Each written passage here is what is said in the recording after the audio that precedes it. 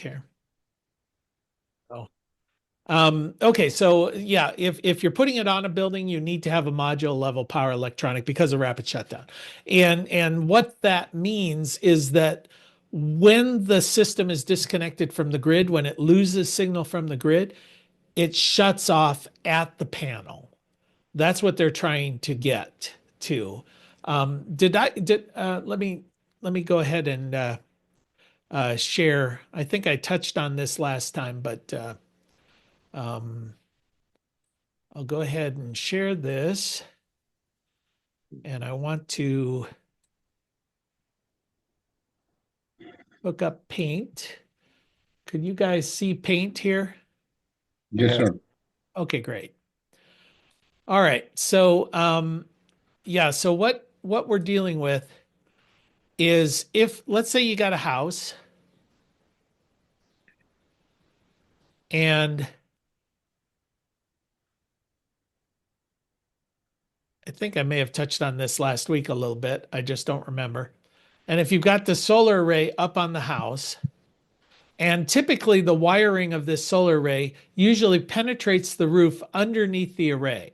So you'd have your junction box or whatever, just because visually it's more pleasing, things like that. And the wire is usually then run through the attic to some other point. So in this example, we're going to penetrate the roof and we're going to run it along the trusses. And then we're going to go out the side of the attic and we're going to go down the side of the building here in a conduit. And then I'm going to go to a DC disconnect. I'm doing it this way just because I could run down through the shell of the building, but in an existing building, it's hard to get there. You know, you've got insulation in there, you've got electrical. It's just easier to just go through the outside of the building.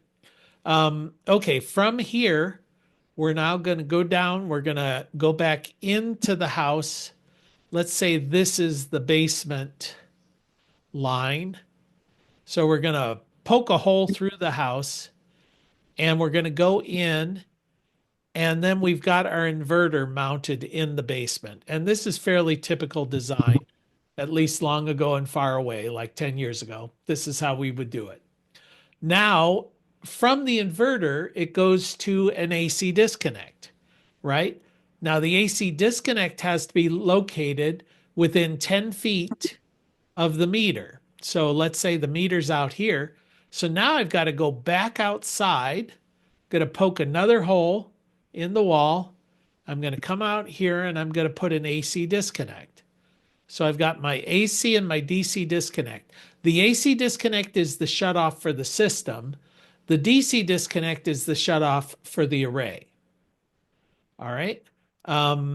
So now I'm from here going to go back inside the basement and I'm going to connect into my service panel.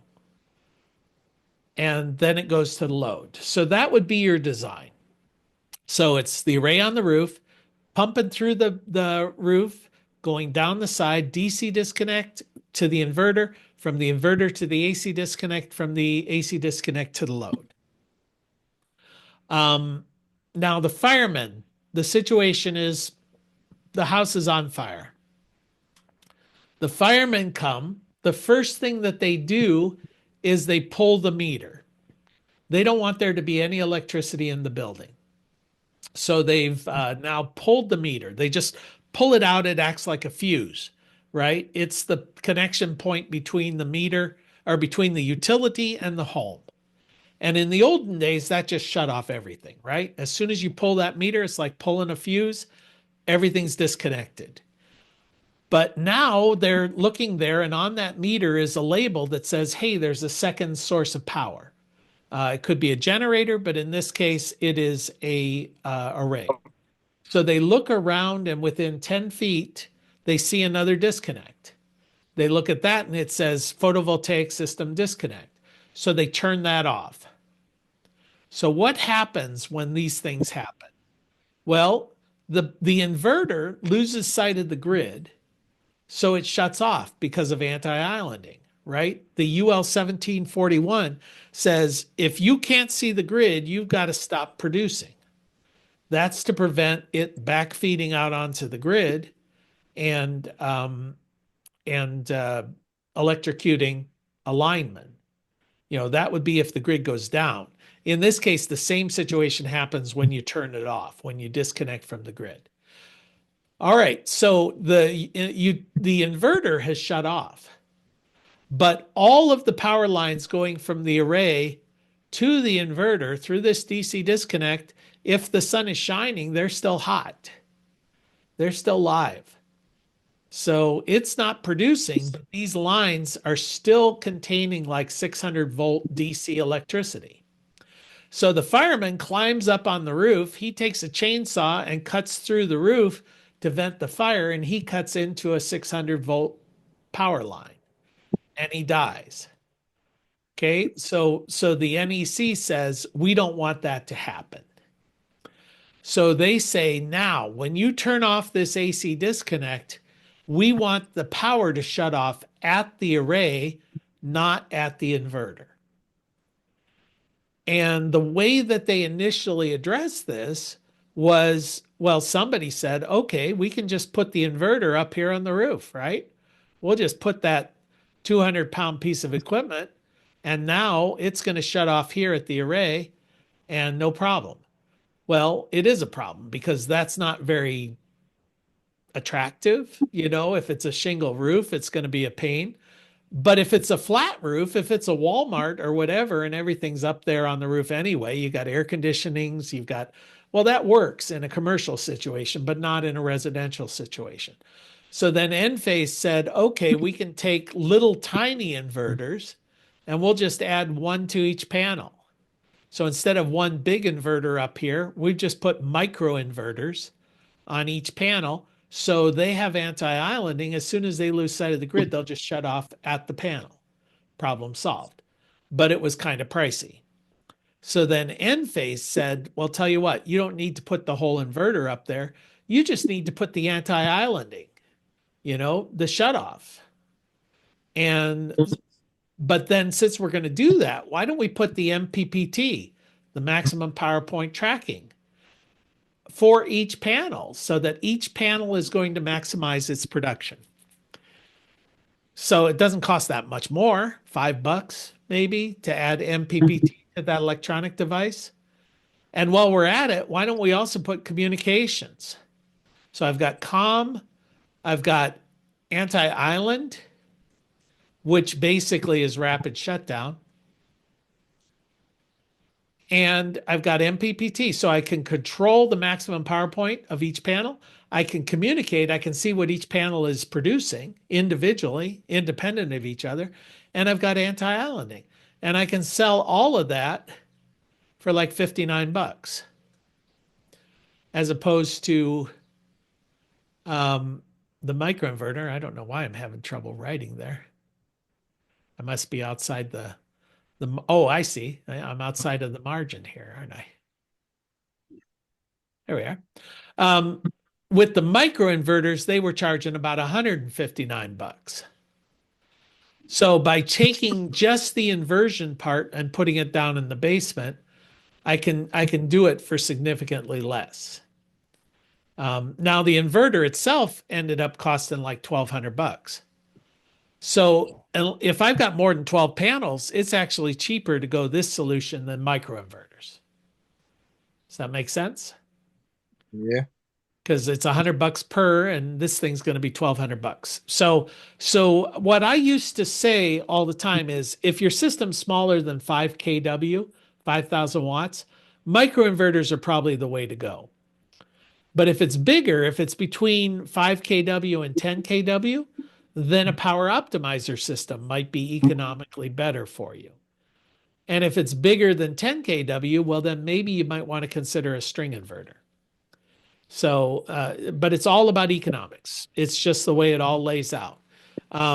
Most of the systems installed in residential today are going to be microinverters.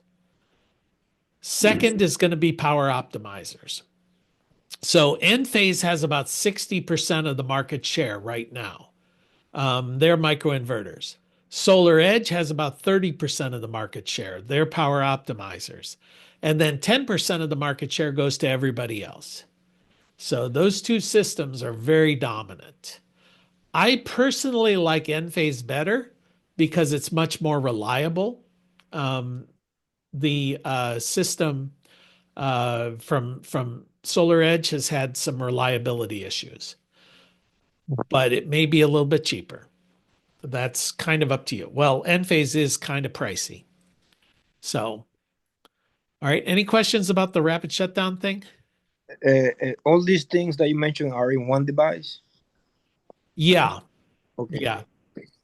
Um, yeah. In fact, they're about the size of, I'll show you about that big, I'm trying to think if I've got something here. About half the size of my textbook Okay. is, you know, is the size of these electronic devices.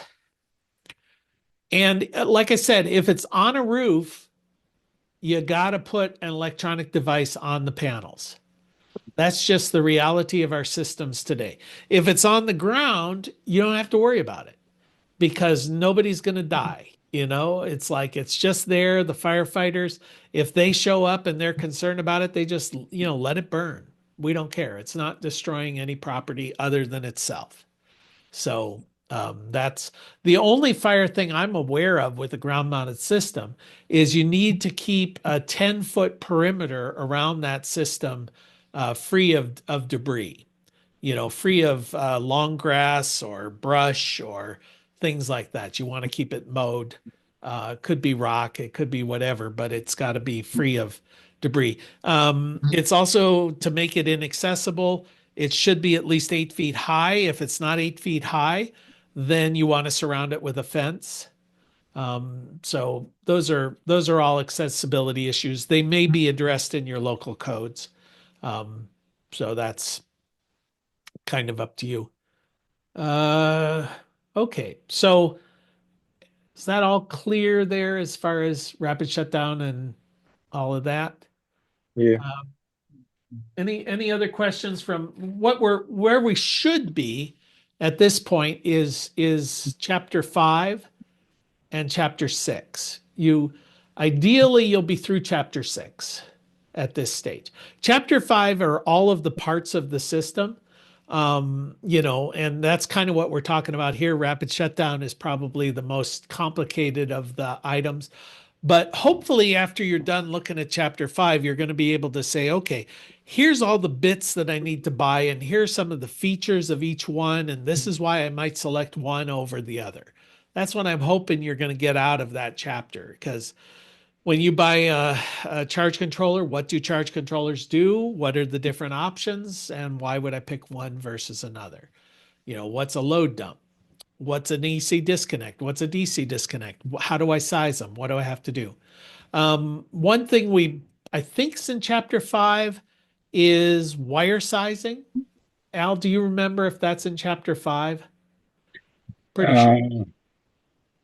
Uh, Wire sizing. Yeah, well, I'm in chapter 7 right now. I'm trying to remember what chapter 5. No, I couldn't. I remember something about sizing, yes, but Okay. I don't I'll, specifically what it was. I'll jump into it just in case. So let's say that I'm going to give myself just a 3 point. All right. So here are the different parts of a typical solar array, solar system. So this is the array. And from the array, I'll be going through these steps quite a lot because I really want to beat it into your head. But let's say that we're going to use a combiner box in this situation. So in this situation, what a combiner box does, as opposed to a junction box, is the strings that come from the array are going to be combined in parallel. That's the only difference between a junction box and a combiner box. So let's say that I'm coming out of here with 4 strings. So a string is when we hook up solar panels in series. And when you hook something up in series, the voltage increases, but the amps remain the same, right? Everybody clear on that? So I hook them up in series to increase the voltage. And that's kind of the only reason I would hook them up in series. The limitation on residential systems is 600 volts. So let's assume that I've hooked them up so that I'm under 600 volts, but I've got 4 strings. So if the panel has some specifications, let's say it's got 36.1 volts VOC, 32.4 VMP, and it's got, let me just give a realistic number here. Let's assume it's a 300 watt panel. So if I say 300 watts divided by 32.4 gives me 9.26. So 9.26 IMP, right? IMP times VMP is going to give you the watts of the panel, right? Those are the operating voltage and the operating watts. And then the ISC is going to be somewhat higher than that. So let's say it's 9.58 is the ISC. That's the theoretical maximum. And this is the MPP or the Pmax. Okay, everybody familiar with those terms from panels? All right, if I hook them up in series, what is going to be the amperage of each string? Well, the amperage of each string is the amperage of a single panel, right? Because they don't increase. So we always in the sizing of the wire are going to pick the worst case scenario. So I'm going to say that the amps of each of these strings is 9.58 amps, right? And I just got that from the ISC of the panel. I'm going to keep checking with you guys. Everybody with me so far? Yeah.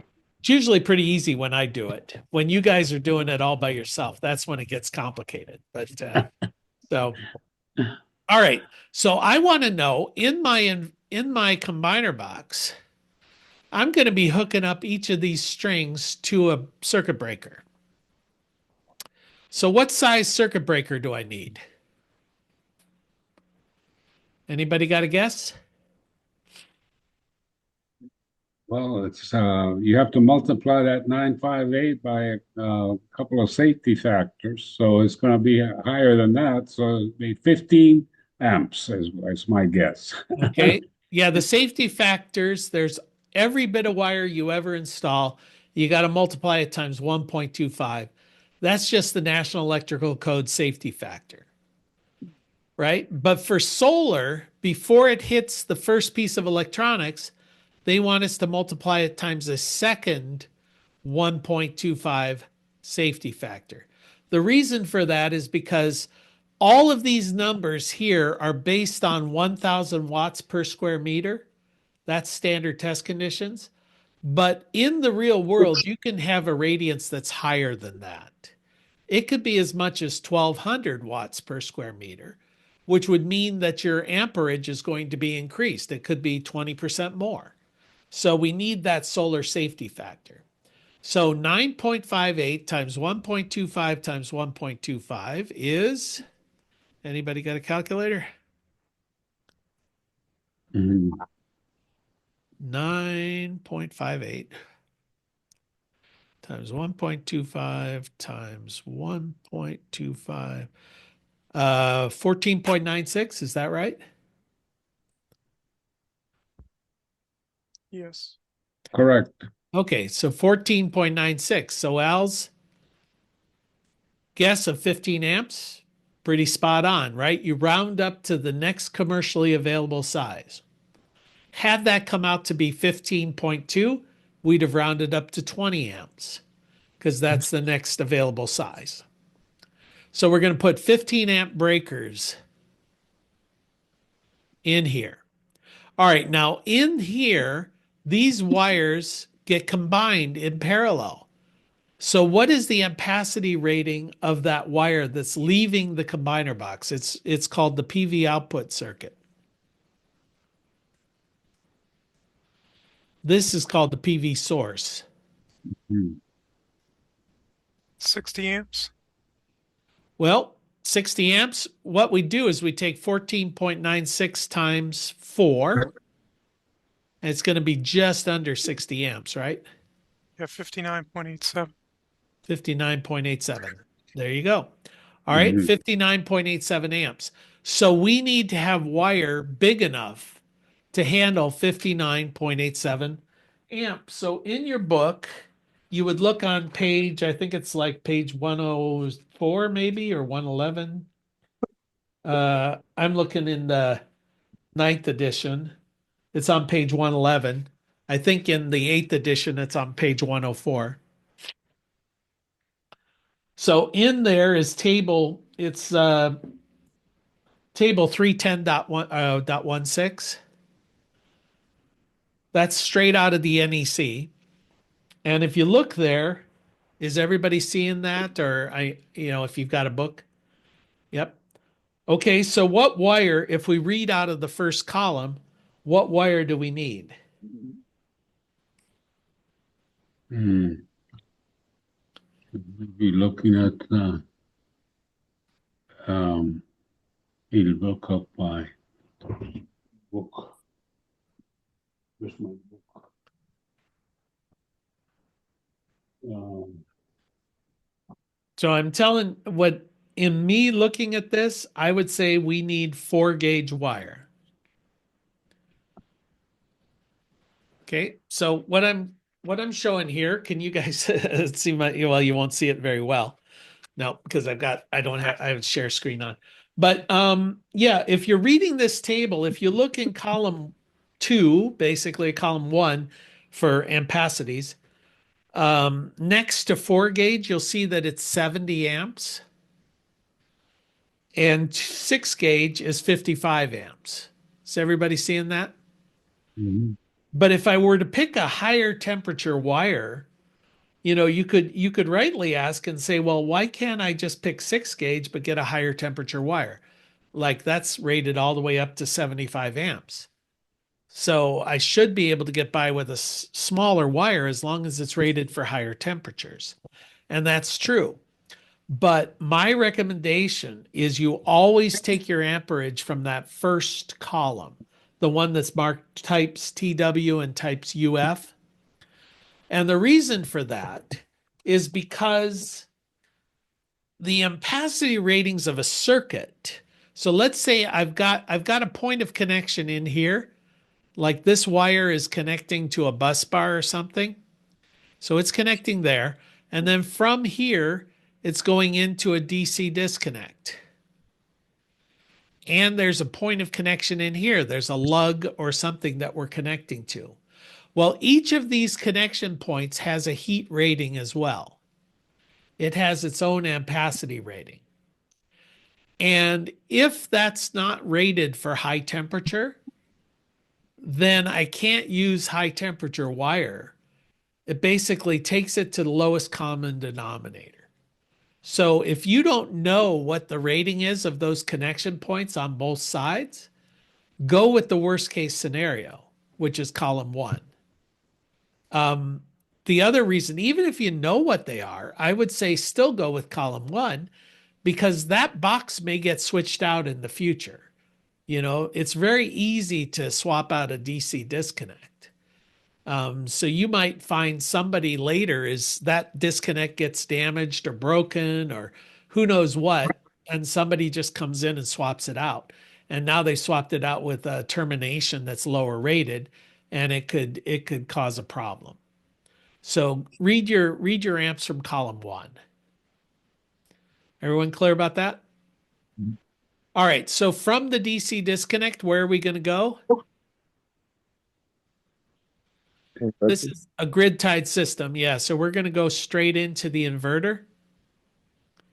From the inverter, where do we go? AC disconnect. AC disconnect. And from the AC disconnect, where do we go? The load. Yeah. So we're going to go in here. It's going to be a load side connection. We're going to go into a double pole breaker in your main. There's your main. And then that goes out to the grid. right? That's the meter. Okay, so what size wire? Well, we already said this is going to be 59.82, and I said that was going to be, what was it, 4-gauge wire? Is that what I said? Yeah. Yeah. Number 4. All right, if I wanted to put a breaker or a fuse in this DC disconnect, what size breaker or fuse would I use?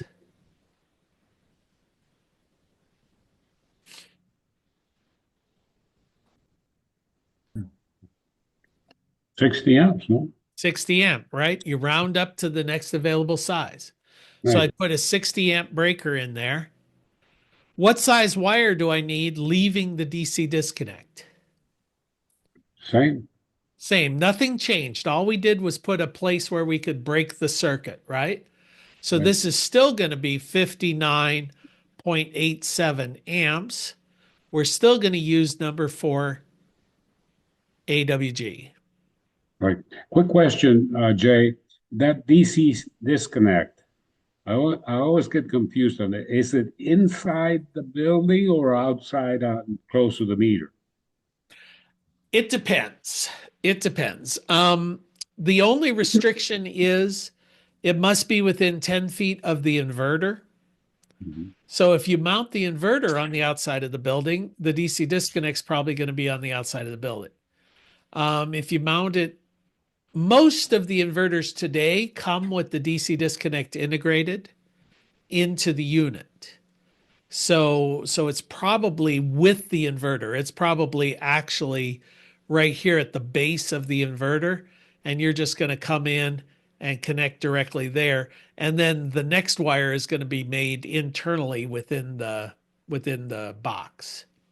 You're not even going to be involved in that. Got it. But that's normal. But in California, they tend to put these things outside. In a high crime area, I don't think I'd do that because your thing may disappear.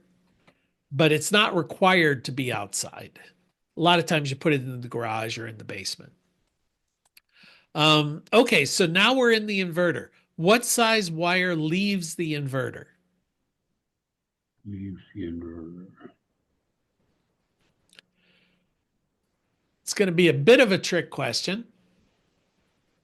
I'm going to Leaves get the- rid of some of this. Why is it a trick question? It's because we don't have enough information yet, right? Because what happens in the inverter? Let's assume this power is coming in at 600 volts DC. What voltage is it leaving the inverter? Was 240 AC, right? Typically, Mhm. 240 AC here in the US if it's single phase, right? Mhm. So if we're coming in at 600 volts DC, or let's give us a real number. Let's say it's 480, because you rarely get all the way up to 600. All right, so 480. So 480 times 59. 480 times, well, we'll say 480 times 60. So this is volts, this is amps. So how many watts is that thing generating? See, watts equals amps times volts, right? Right. So 480 times 60, 28,800. 28,800, 28,800. All right. So we need to have a pretty big inverter. It doesn't have to be 28,000 or 28 kW. It could be something less than that. And that's when we get into clipping.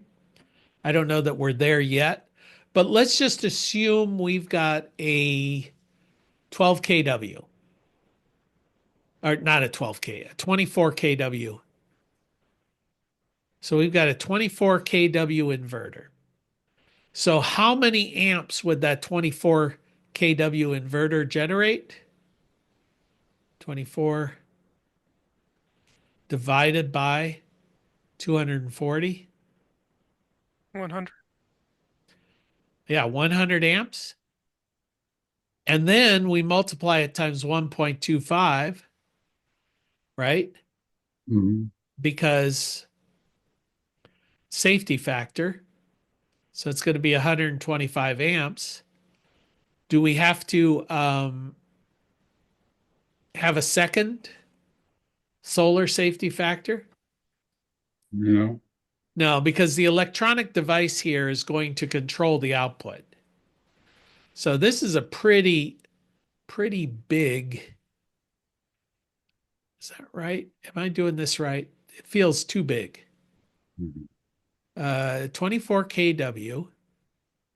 So it's 24,000 watts divided by 240 volts. Yeah, 100 amps, 120. So this is Mhm. um yeah, this would have to be a commercial size unit. All right, so what size wire do we need? Yes. So we look Mhm. at the same page, 111, and we need 1/0, right? Mhm. 1/0 wire, big wire.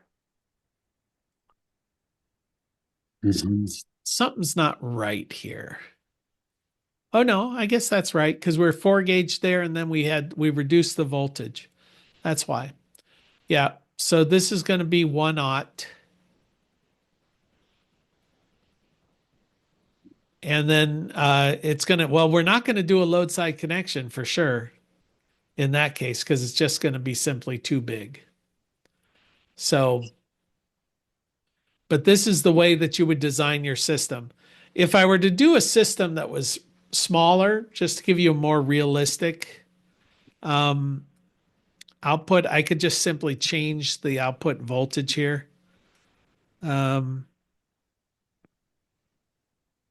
yeah, I just picked way too big of a system. Let me do it again, but I'm going to go with smaller numbers.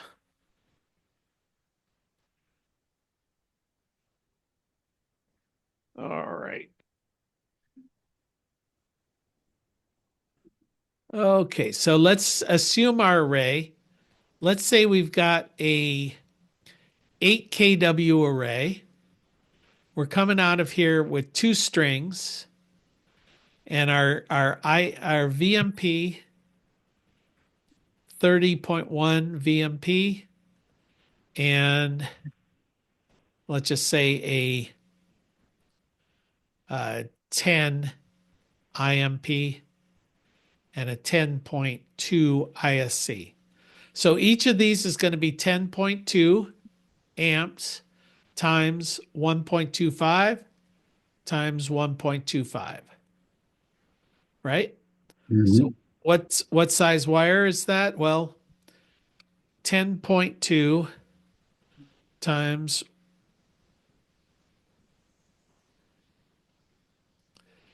times 1.25 times 1.25. Yeah, 15.9 amps. So if I've got a combiner box here, I'm going to have 20 amp breakers in there. I come out of here. Now it's only 2 strings. That's going to be what, 31.8? Mhm. We look at the table, 31.8 amps. What size wire? Mhm.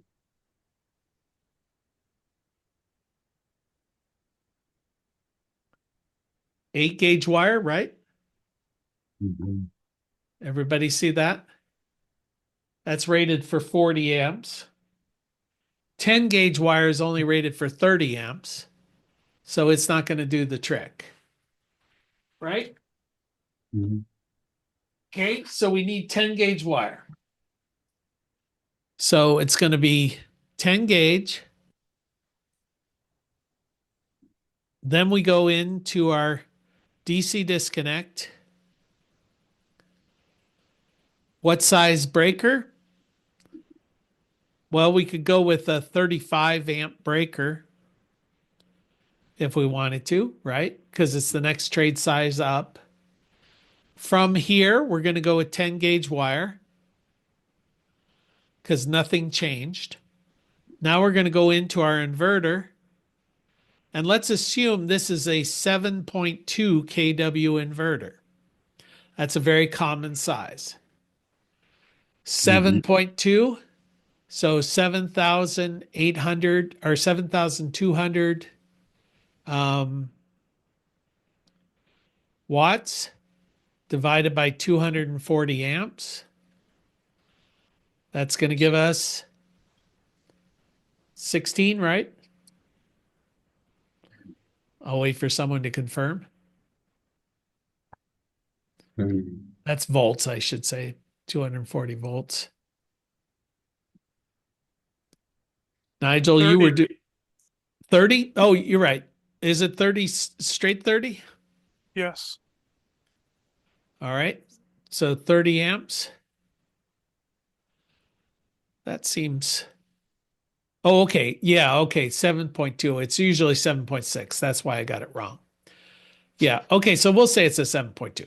30 amps. So 30 amps, but now we've got to multiply it times 1.25. So 30 times 1.25 gives us 37.5. Well, that just turns out it's still going to be 10 gauge cable, right? But it's going to be 37.5 amps. Now we go to our AC disconnect. What size AC disconnect? Well, these disconnects are typically rated as 30 amp, 60 amp, 100 amp, 200 amp. So if that's the typical rating, what size box do I need? 60. 60 amp box. If I wanted to put a fuse in there, what size fuse would I have? 45, 40. 40 amp. And then I come out of here, what size wire? 10. 10 gauge, right? Nothing changed. And then I go into my service panel. What size breaker would I hook into in my service panel?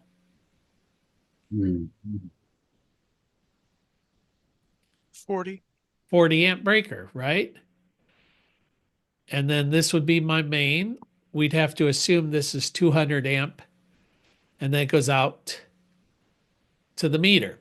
So that's how you size your wire. You know, and one of the things that we just sort of glossed over here is the breaker box. So let me clear this out of here, and let's take a look. Let's zoom in on the breaker box. So the breaker box here, if you want to do a load side connection, and a load side connection is connecting it anywhere on the customer side of the main breaker. So that's pretty common. That's the easiest. It's something you can do yourself. You could just come in here to a double pole breaker. You just turn off the main, and I can wire this myself. Then you turn it all back on and you're all set to go. So I don't have to be an electrician. I don't have to go out there and tap into live wires or anything like that. So that's nice. But there are limitations to how much you can put into a service panel box. So let's make an assumption. Let's assume the bus bar, that's the middle metal bit that everything connects to. Let's assume the rating for that is 200 amps. Pretty common. And let's assume you have 200 amps coming in from your utility. That again, pretty common. So this is the most common situation we run into. A 200 amp box connected to 200 amp service. So how much solar can we add into this? Well, you might be tempted to say, you know, it's already maxed out. I'm done. I can't add solar to this box. But the NEC has what they call the 120% rule. And they basically say you can go up to 120% of the bus bar rating in here. But if you do, you've got to connect as far away from the main as possible. So we're going to put it at the very extreme. Well, that's normally where things are open anyway, so it's not that big of a deal. Well, what's 120% of 200? 40. Yeah, you can go up to a 40 amp breaker here. All right. So the reason they want you to be as far away as possible, let's say we've got our bus bar going down the middle here and everything's connected, and the loads are going out in this direction, and the loads are going out in that direction, like that. Well, power is flowing this way and power is flowing this way. It's not going to double up. It's not going to overextend the amperage of that bus bar. If I put this thing up here and had a big load down here, I might exceed 200 amps taking it over because both of them are feeding over that bar. So by feeding from both directions, you run less of a risk of exceeding the bus bar limitation. So that's what they want. So 40 amps, okay, 40 amps is the maximum under this scenario.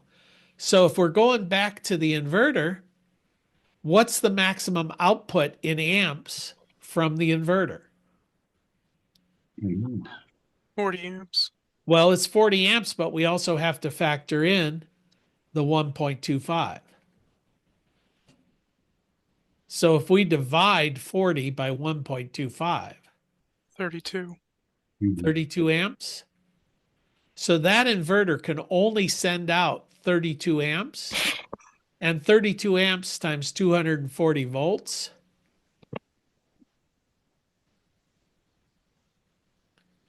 Isn't it 7,600 watts? 7680. Oh, 7680, yeah. All right. Well, it just sort of turns out the most common inverter out there is a 7.6 kW inverter. It's because of this. It's because the most common situation is a 200 amp service with its 200 amp panel, and therefore a 7.6 kW inverter is as big as you can go. What's the second most common sized inverter? 3.8 kW. Why is that? It's going to be a 100 amp panel with a 100 amp service. So that's the 120% rule. Okay. All right. So let me see. One more thing here since I've got you here. Chapter 6. Remind me, we'll do some remote site assessments. I just did that open solar. So if you guys weren't on the Solar Noon Tuesday, take a look at that for remote site assessments. But let's see, I don't have PV watts open, do I?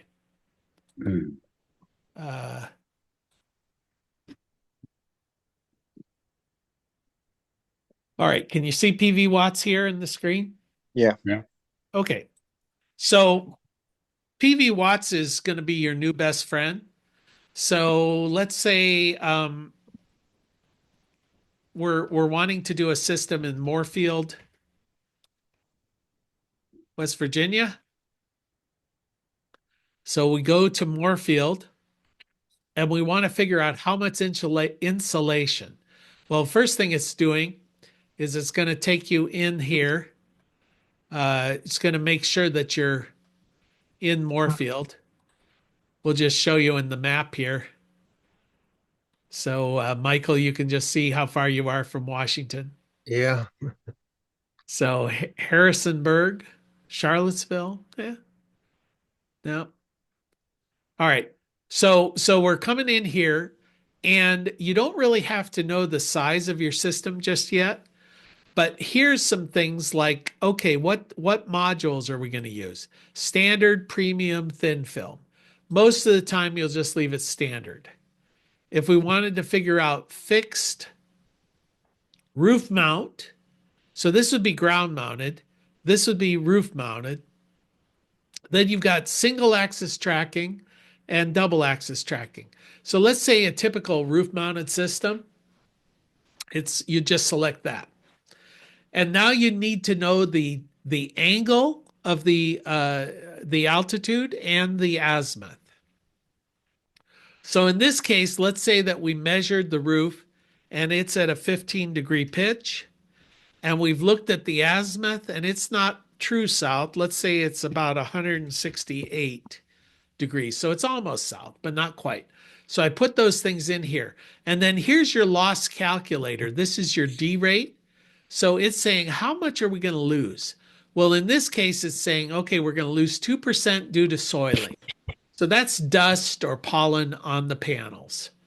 So there's always going to be some soiling. It's assuming a 14% loss. Let's say there's no shading at all. You're out in a place where there's no shading. So we're reducing that. So I just changed that to 0.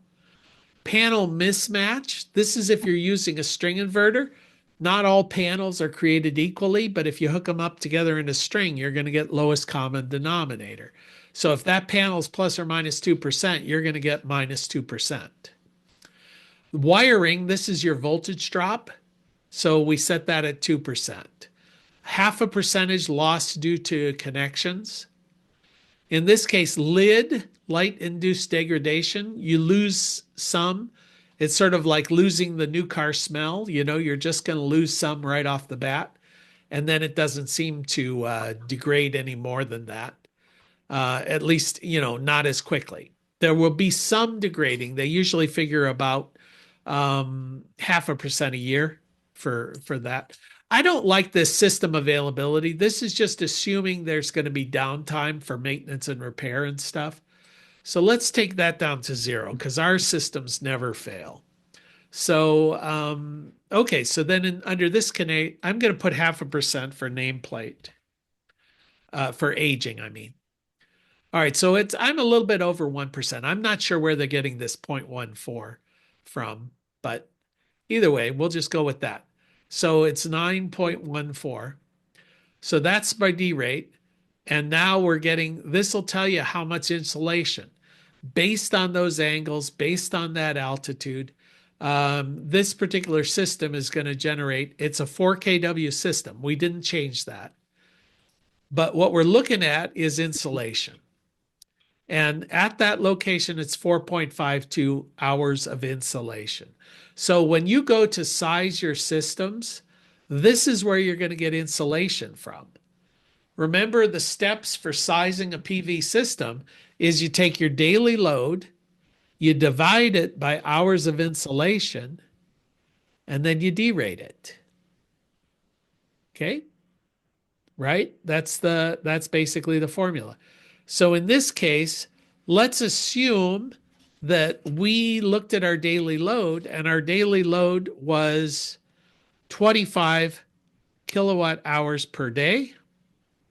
I would divide 25 kilowatt hours per day by 4.52, which is my hours of insulation.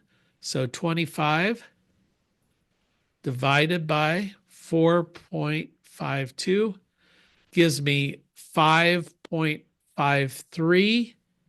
And then I just figured my D rate was 9%.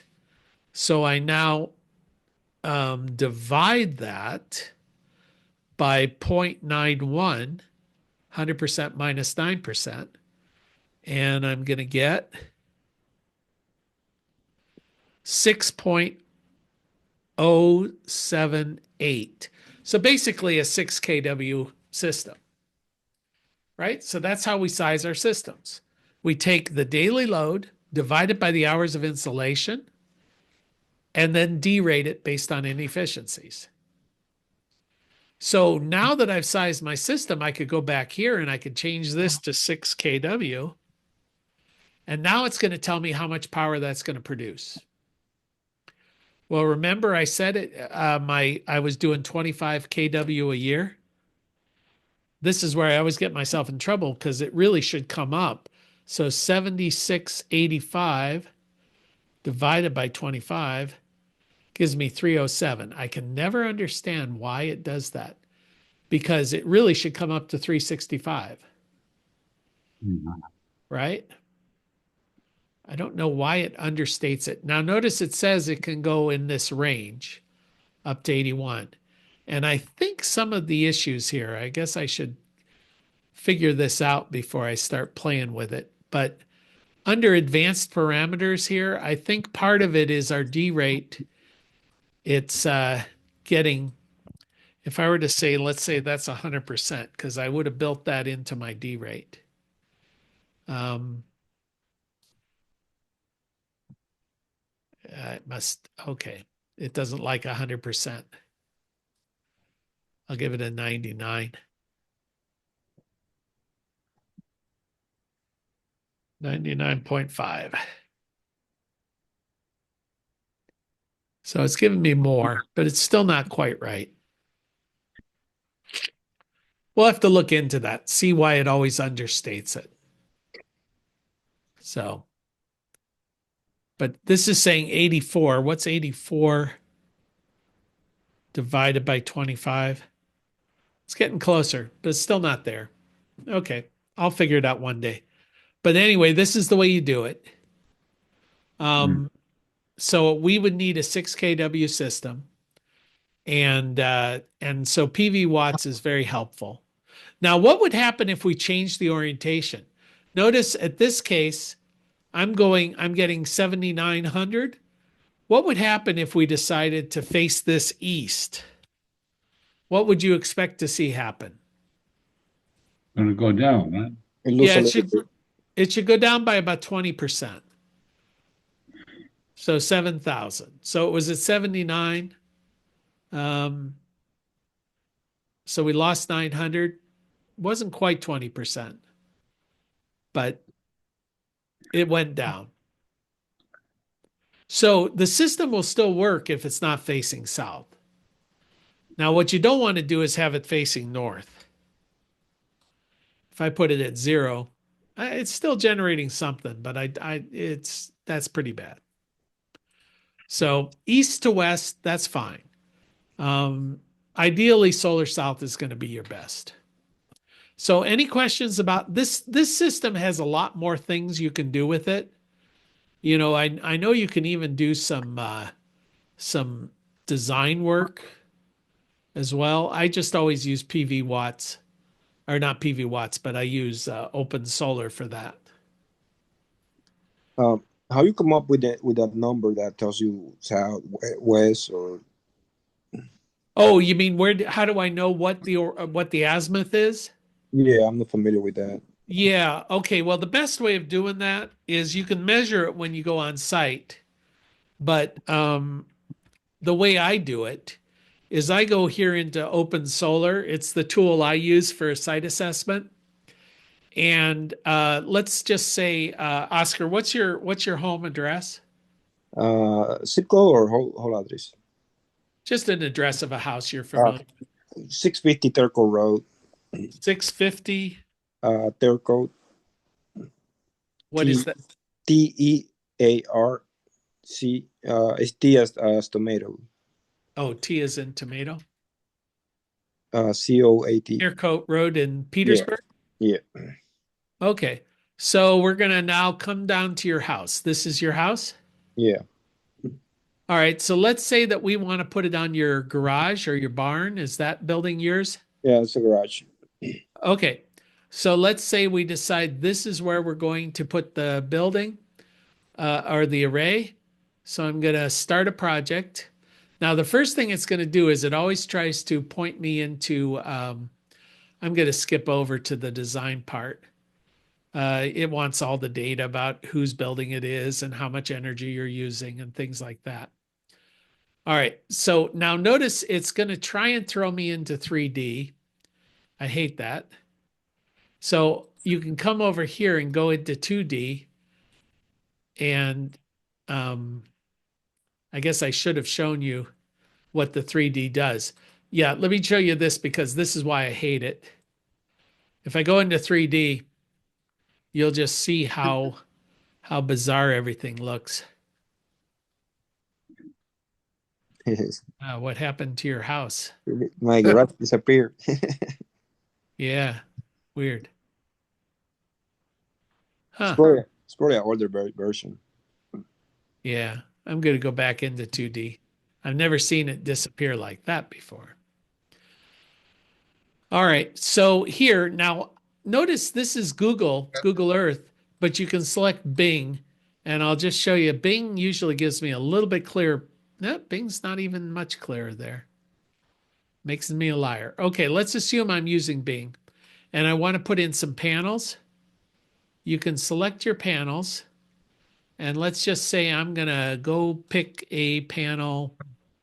I'm going to use this Jinko 385. Now, here's where we're going to use the rails are going to go the sort of the wide end of your panel. So the panels are going to be oriented portrait. All right. So you can start it there and we'll just take it and lay it down like that. You see how I've sort of laid them in there? And now if I want to put another set of panels here, the panels I've selected, now let's assume that's still giving us enough boundary area. And the arrow is the direction that they're pointing. It's flush to roof.